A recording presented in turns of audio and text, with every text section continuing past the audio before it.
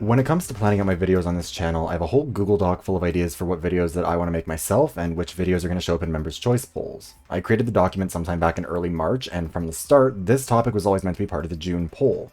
However, a couple weeks after initially deciding on this topic and the general premise that I was going to go with it, Overwatch decided to suddenly get a lot more gay. Lifeweaver was announced and everyone spent a few weeks being horny about the pansexual plant boy on the timeline, and I of course participated as well, and then they announced a new Pride event that would be happening in June.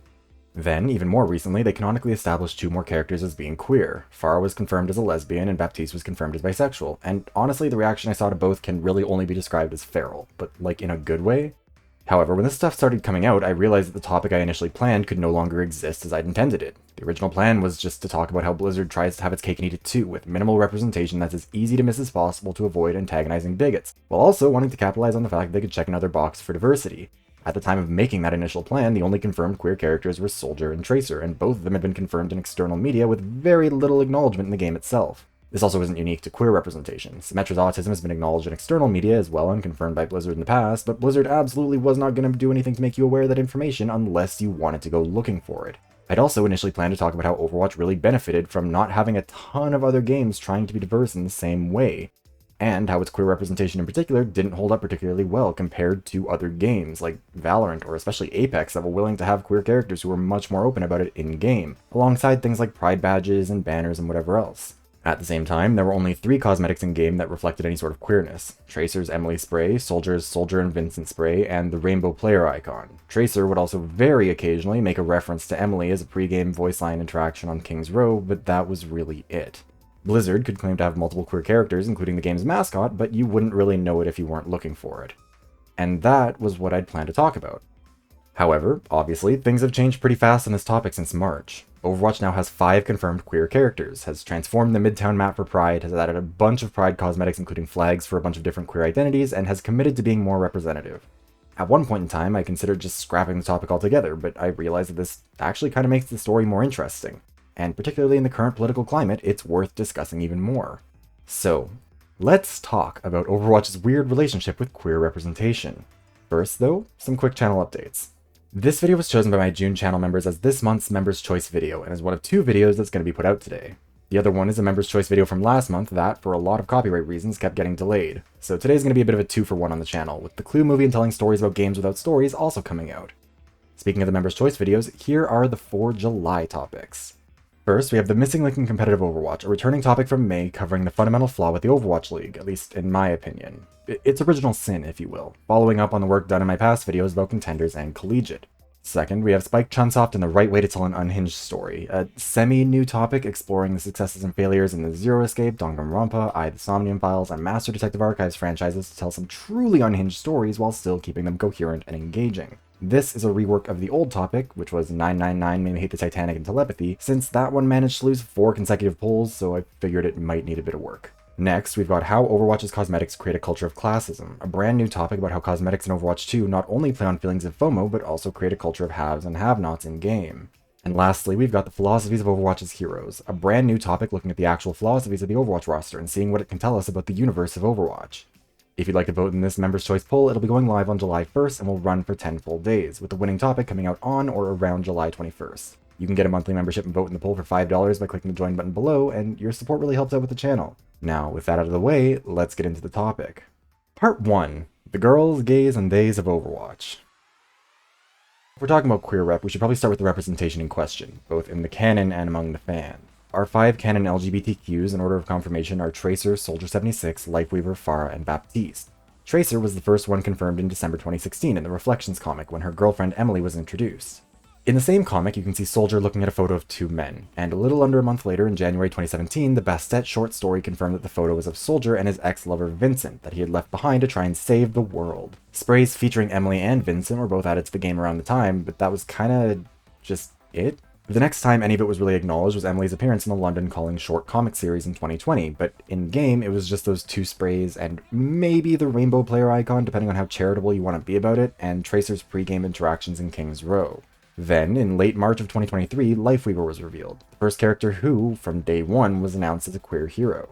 Lifeweaver is pansexual, which is good because gender has not been a relevant factor in terms of the people thirsting over him. Right out of the gate, Lifeweaver was flirting with both Sojourn and Baptiste, and just generally has a real himbo Casanova vibe to him. Although I need you guys to stop calling him a femboy or like a twink, because come on. He's this queer mask buff dude who wears pink. It's the same vibe in the opposite direction as the people who called Genshin guys daddy when they're slightly more twunkish than the rest of the twinks. Anyways, after Lifeweaver, we got the announcement that there would be a Pride event in June across the end of Season 4 and into the start of Season 5. The event featured a map update on Midtown and a short story called As You Are, where Baptiste is confirmed to be bisexual and interested in Cassidy, while Farah is confirmed to be a lesbian in a situationship with Mercy, because of course she is. On top of that, the event came with a ton of Pride cosmetics in-game that were free to anyone who logged in during the event. A whole bunch of Pride flags were added as player icons, and player banners were added that included the queer characters alongside their flags. And that's the official queers of Overwatch, although I would be remiss if I didn't acknowledge the fandom stuff here at least a little bit.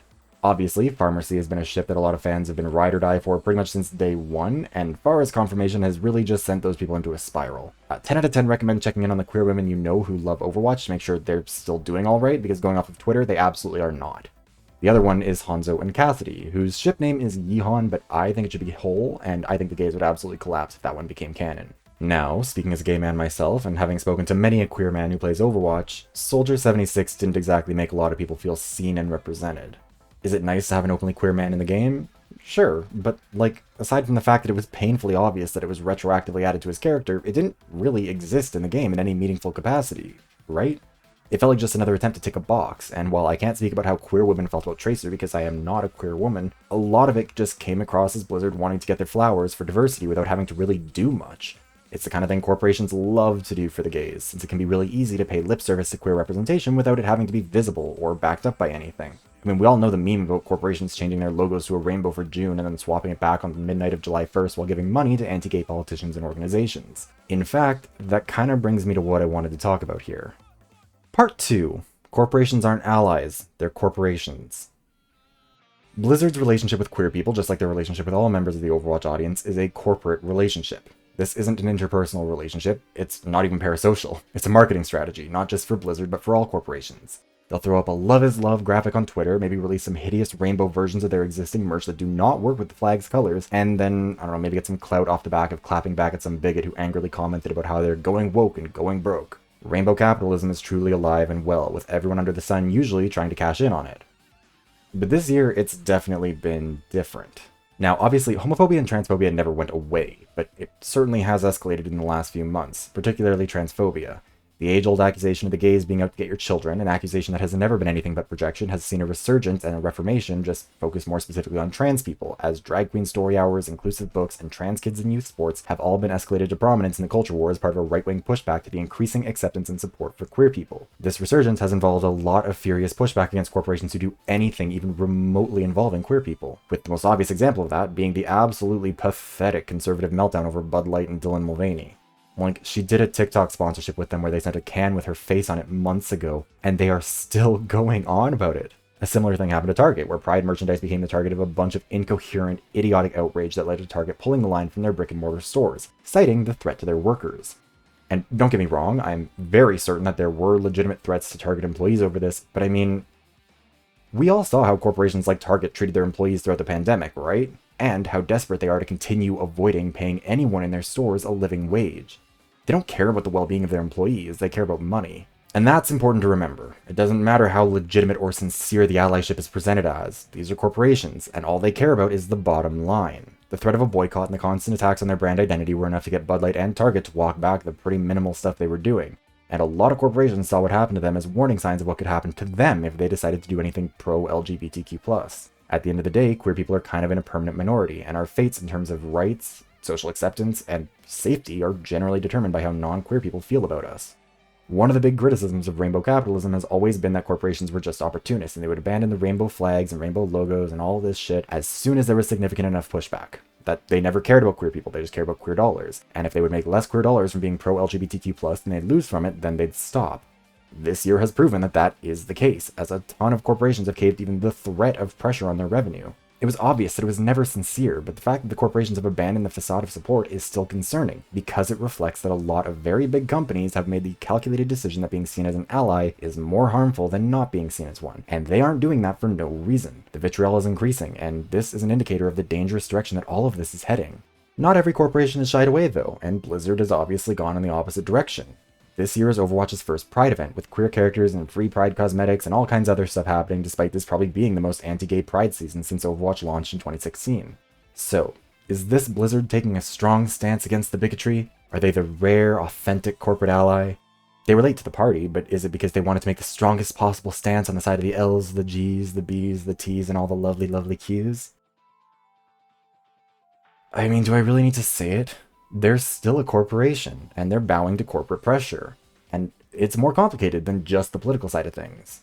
Overwatch might have been the first off the blocks for being seen as this kind of diverse cast in this kind of game for a lot of people, but it's not 2016 anymore, and particularly when it comes to queer representation in gaming, things have shifted fast. Especially among a lot of the games that Overwatch tends to be compared to. I mean, the Apex Legends roster is basically just a GSA meeting with guns, and while Valorant only has 2 queer characters, it has also had Pride cosmetics in-game for a pretty long time.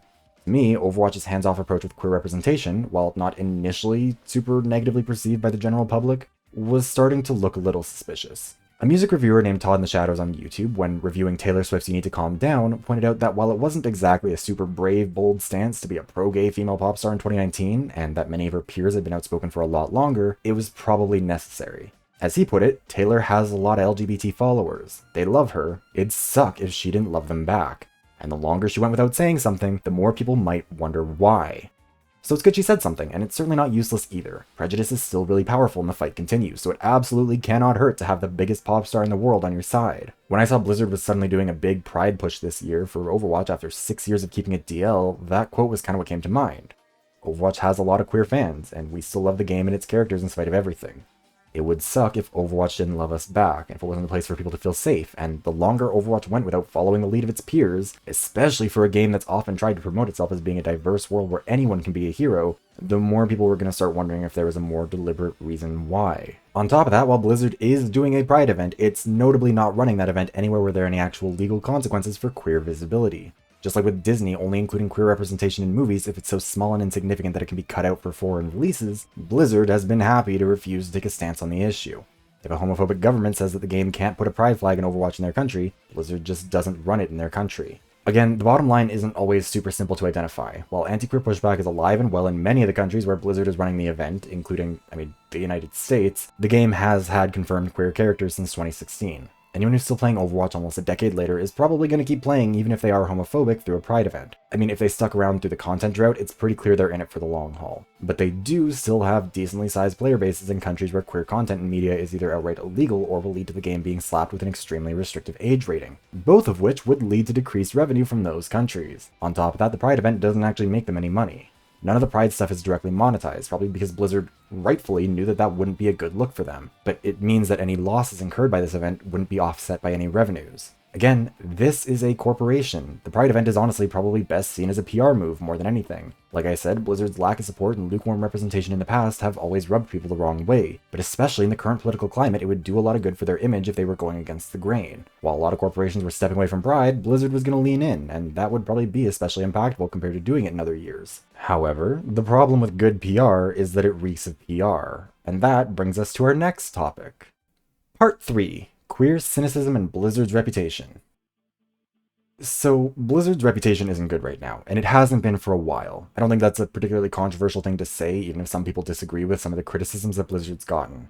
The 3-year content drought, the string of Blizzard controversies, and especially recently with the delay, cancellation, revival of PvE for $15 a season or whatever's going on there.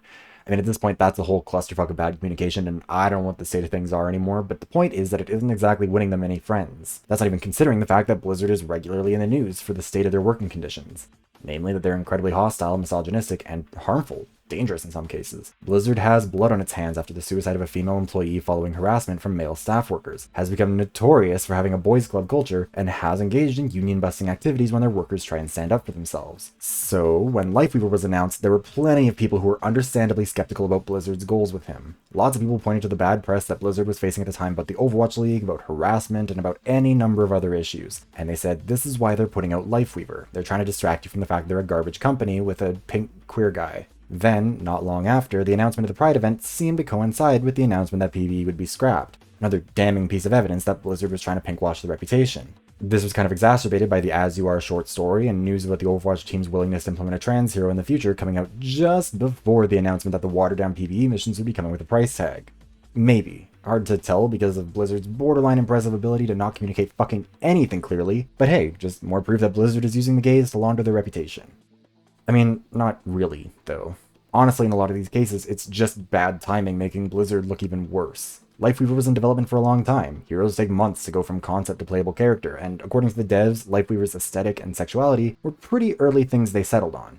The fact that he was announced right around the same time as some bad news broke is kinda just coincidental. Overwatch alternates hero and map releases, at least in theory, and Season 4 was always going to involve the release of a new hero. He was teased shortly before his release, which is pretty normal, and I can't imagine Blizzard just has like this full stable of diverse characters ready and waiting to announce the second they have some bad press to distract. Also, and I feel like this kind of does need to be emphasized, it's Blizzard. When are they not in the news for some bullshit they're doing? Any release will almost certainly coincide with bad press because they are constantly getting bad press.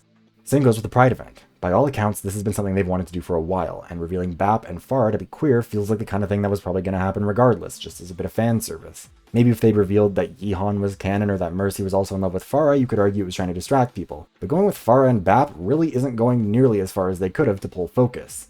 Blizzard's nonsense with the Overwatch PvE stuff is a nightmare in and of itself that's eventually going to become its whole topic, but I don't think they're using Pride to distract from it. Ultimately, you've got about an 8% chance of landing on Pride purely by coincidence, given that it's one of 12 months in the year. While the conspiracy memes are definitely funny, I think you need to remember that this is Blizzard we're talking about. Like, you're not going to be able to tell me that this bunch of dummies with the most incompetent comms team on the planet who routinely manage to shoot themselves in the feet have managed to concoct this elaborate pinkwashing scheme to pull focus from their bad press, because I do not believe that they are capable of it even if they were trying to. However, it does speak to a broader issue with Overwatch's approach to representation. When you hold off for so long doing the absolute bare minimum, of course people are going to regard it with suspicion when you suddenly bust out the pride flags and start confirming your rosters had all these secret queers all along and talking about how important queer representation is to your team. The queer community has no shortage of fair-weather friends, and particularly right now, we don't need more corporations trying to pinkwash off the back of us while refusing to actually use their pretty massive clout to do something, anything, to help us. Corporate influence in American politics is frankly disgusting, and it shouldn't be allowed to exist. And let's be clear, it is not inherently necessary for it to exist, as proven by my home province of Alberta. In Alberta, only individuals who reside in the province can donate to Albertan political campaigns. Annual donation caps are below $6,000 a year, if I recall correctly, and corporations, unions, and other organizations are not allowed to donate, only people. However, the reality is that it does exist in America, and if Blizzard wanted to, they could put their money where their mouth is and actually do something for queer rights. Right now, there's a lot of money invested in the fight against queer people, and Blizzard knows that. At least I assume so, given that Activision Blizzard CEO Bobby Kotick has gone out of his way to donate far more than he as an individual should have been allowed to donate to Republican politicians fighting against queer rights by utilizing workarounds in American election finance law. Corporations making symbolic gesture with no action behind them don't mean literally nothing. After all, public affirmations of support for queer people are certainly useful for fighting the narrative that we deserve to be ostracized and making people feel seen. But when you're a corporation that's fighting tooth and nail to be purchased by Microsoft for $69 billion, it's weak shit to act like your ability to affect change starts and ends at letting people attach the buy flag to their profile, especially when it is crystal clear that Blizzard has no intention of doing anything to actually penalize homophobic and transphobic abuse in-game. Then again, maybe that's just about consistency. I mean, would it be fair if the gays got special treatment and protection from harassment through Overwatch's voice chat and text chat while Blizzard refuses to do anything to penalize racism, misogyny, or just the general bigoted toxicity that regularly goes unpunished in Overwatch? I didn't think so. Jokes aside, the reality is that Blizzard actually could do a lot in their game, in their organization, and in the broader political context if they wanted to. And while some of the cynicism directed at them surrounding their queer representation has been misplaced in terms of assuming malicious intent where it probably didn't exist, like Lifeweaver's release coinciding with bad news, it's still very understandable that queer people aren't exactly live, laugh, loving all of this. Blizzard isn't playing the kind of six-dimensional chess these conspiracies act like they are. They're playing the same game of checkers that every corporation has been playing for years. Are there queer people working at Activision Blizzard who sincerely put their hearts and souls into advocating for Overwatch to have a Pride event and then into making it as good as it could be? For sure. Like, I'm not disputing that at all. But ultimately, the reason the corporation is doing it is because it's in the corporation's best interest to seem pro-queer. The representation is nice, but that's all it is, really, representation. And visibility is good right now, don't get me wrong, but when it's not backed up by action from the people who can afford to do something about it, then it ultimately is just PR for the company. Especially considering it's happening at the same time as the piece of shit CEO of the company is out there throwing the money that this game makes at the most deranged freaks looking to annihilate queer rights in the United States. Overwatch's weird relationship to its queer characters and queer representation, and by extension its queer audience, is also kind of a consequence of the fact that it came out at a point in time where doing what they were doing was more representation than most games were willing to give, and certainly more than the games it was competing against in its more direct genres. Crumbs are a meal to a starving person, and at the time, queer representation in gaming was still a bit scattered, especially in this genre. Blizzard got in right under the wire in a lot of ways for being seen as a progressive, inclusive, diverse company with Overwatch, or at least creating, diverse games, but things changed over time. In the game's early years, Overwatch could get away with it just being Tracer and Soldier and a couple one-off references in external media. However, it isn't 2016 anymore, and that's kinda weak compared to other games, and just other media in general. Representation in media for queer people has changed dramatically since 2016. Like, for context, Moonlight came out the same year as Overwatch, and since then there's been stuff like Love, Simon, Call Me By Your Name, Heartstopper, Pose, Legendary, and so much more that have been in the mainstream. You can look at games like the rest of the Life is Strange series, or Hades, or Disco Elysium, or even the Somnium Files to see a wider range of queer characters being personified in ways that just weren't really happening in mainstream gaming as much back when Overwatch came out. Like, Ellie kissing Riley in The Last of Us DLC in 2014 was enough to send people into a fucking commotion. And that was less than a decade ago. When Overwatch came out, most games that offered representation for queer people were either 1, doing what The Sims did and just allowing you to sleep with and marry people regardless of gender, or 2, were primarily creating lesbian relationships between conventionally attractive female characters that were primarily designed for a male audience, like Mass Effect. Homosexuality was something that you could choose to do in Skyrim, but if you didn't introduce it to the world, it wouldn't be there. Fallout New Vegas had a couple queer characters, and if you picked the right perks, you could open up new dialogue options with them and stuff, but ultimately it was something you had to opt into through specifically choosing perks, unintentionally or maybe intentionally, creating the implication that bi people are just stronger than the rest of us. What Overwatch was doing with Soldier and Tracer, as minimal as it might seem, and as minimal as it was being real, was still kinda notable for the fact that things had not advanced very far. Making playable characters queer in a way that was presented as an immutable, non-optional part of who they were, especially the one on the box, feels like the kind of thing that shouldn't have been a big deal, but it still kind of was. Obergefell v. Hodges, the case that led to same-sex marriage being legalized in the United States, happened less than a year before Overwatch released. Soldier 76 might very well have been born before gay marriage was legal in the US, especially because the current Supreme Court seems like it's willing to revisit the issue and change its past rulings.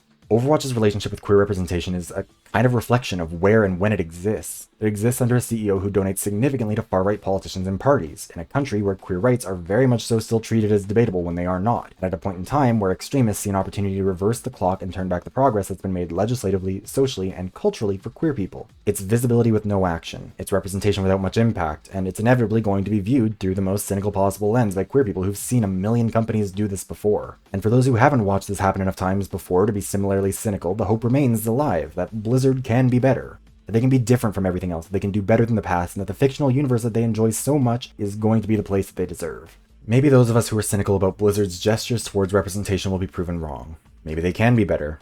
I mean, they could, after all, still be much, much worse. Overwatch's characters have incredible appeal to the fans of this game, and people want to see themselves reflected in this world that they care so much about, and the recent efforts to be inclusive certainly don't hurt, especially at a time when most corporations are all too eager to wipe the rainbows off their logos to appease extremists. None of that means that Blizzard's sins are absolved, though. Fully nail Bobby Kotick to the wall for enabling bigotry internally and funding it externally, and the company for protecting him and people like him for years. The problem here is that shit is complicated. Life is complicated. You might even say life is strange. Summing up how corporations engage with a society that treats corporations better than it treats a whole bunch of people on the issue of queer representation is not like the most straightforward thing in the world. People feel differently about it for a lot of different reasons, and the manifestation of that representation is often the work of queer people who've had to fight just to get a crumb of visibility, even as it's being used by a company to talk the talk without having to walk the walk in a way that might be alienating to that vocal minority of bigots, and they are a vocal minority. Ultimately, in my opinion, good representation is still better than nothing, but I think people will be a lot happier once they realize that corporations are just that. Corporations. They're not allies. Like, I enjoy seeing queer representation in Overwatch the same way that I enjoy a Blizzard from Dairy Queen.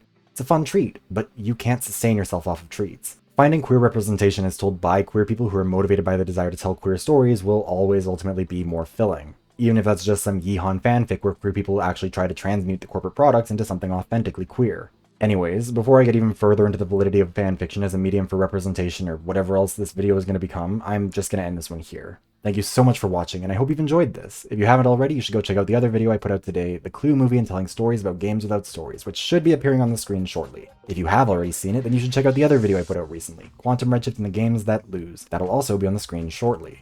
That one's about the Wipeout killer that Microsoft paid $1 million for in the early 2000s, only to turn around and sabotage the whole project with corporate interference. Statistically speaking, if you're watching this, you probably haven't seen it, and I think you'd really like it. Lastly, this was a Members' Choice video, and if you'd like to be involved in choosing a Members' Choice video in the future, the next poll will open on July 1st between these 4 topics. You can become a member for $5 a month by clicking the join button below this video, or you can come by a live stream sometime and see if you can get lucky enough to get gifted a membership. Thank you very much to insert name here, MiniQ, Oles, Cage the Orc, Surtur Z, The Afro of Doom, Nballs, Waron, Gvost, Kirby PBG, Alex Stone, Nemo the Survivor, Inty D, Destiny, Remy, Vamplin, Popsnack, Lenny, Connor, Circo, Damp Weasel, Nature Big Fan, Yoshi of the Wire, and Peggy, Cat Lover 192, Windex the Great, Hermano, Sourdough, Connor M, Wisdom, Hibby, Canera, Marsh Alice, Burfy Chen, and Stickman34 for being channel members. And to anyone still watching, thank you as well. I hope you have a lovely rest of your Pride, and until next time, I'll see you around.